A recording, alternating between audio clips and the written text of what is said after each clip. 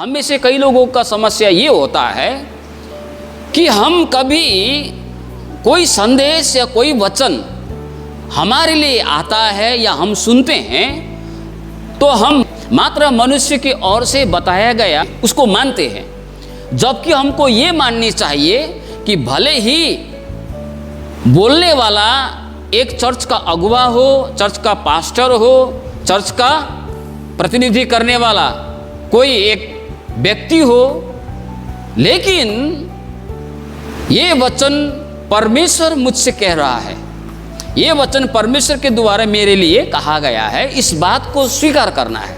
Hallelujah. आज सुसमाचार मत्ती सुसमाचार 23 अध्याय 1 से लेकर 3 तक वहाँ पढ़ने से प्रभु ने क्या बोला? प्रभु ने बोला है, तुम शास्त्री फारिसियों को सुनना और जो वे लोग तुमसे कहेंगे उनको माना करना। क्यों? क्योंकि ये लोग मूसा की गद्दी पर बैठे हैं, मूसा की गद्दी पर बैठे हैं, इसलिए वे तुमसे जो कुछ कहें वो करना और मानना, परंतु उनके से काम मत करना, क्योंकि वे कहते तो हैं पर करते नहीं। द्विपद में शास्त्री और फारिसी मूसा की गद्दी पर बैठे हैं। देखिए, शास्त्री फारिसी उस जमाने में परमेश्वर की आज्ञाओं को बताते थे, परमेश्वर की बातों को बताते थे, तो कई लोग ये कहने के लिए शुरू किया, अरे ये लोग तो बहुत ये लोग का जिंदगी तो अच्छा नहीं है, ये लोग का जीवन तो खुद का जीवन तो ठीक नहीं है, तो हम लोग क्यों मानेंगे इसका वचन, इसका कहा हुआ क्यों सुनेंगे, बोलकर उस जमाने के कुछ लोगों ने वैसी बातें किया करते थे। वो लोग कहते थे।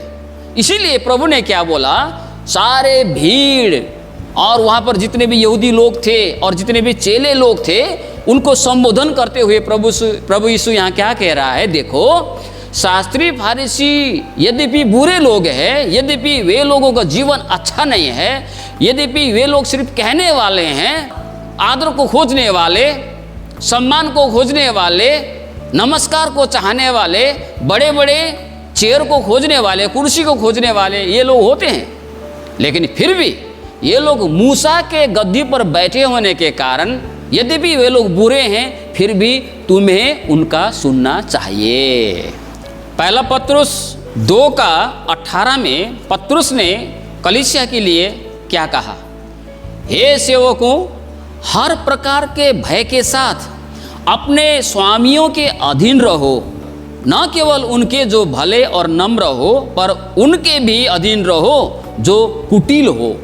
यहाँ पर क्या बताया गया, जो अच्छे हैं, जो नम्र है, सिर्फ उसके अधीन में नहीं, परंतु जो लोग कठोर है, जो लोग कुटिल व्यवहार करते हैं, कठोर व्यवहार करते हैं, उनके भी तुम्हें अधीन में रहने चाहिए। जब बुरे लोगों का आज्ञा पालन करनी चाहिए, तो ये तो प्रभु का दास प्रेरित पौल यहाँ तिमोथी से कह रहा है कि मैंने जिन जिन आज्ञाओं को तुम्हें दिया है उन आज्ञाओं को सुरक्षित रख, निष्कलंक रख, निर्दोष निष्कलंक रख, बचा के रख, रखवाली कर। ऐसा प्रेरित पौल तिमोथी को यहाँ पर कह रहा है। जब हम परमेश्वर के वचन को किसी से सुनते हैं तो बोल वो रहा होता है, लेकिन वास्तव में वचन किसका होता है? परमेश्वर का है। परमेश्वर का वचन वो होता है, इसलिए हमें उसे ध्यान से सुननी चाहिए, उसे पालन करनी चाहिए।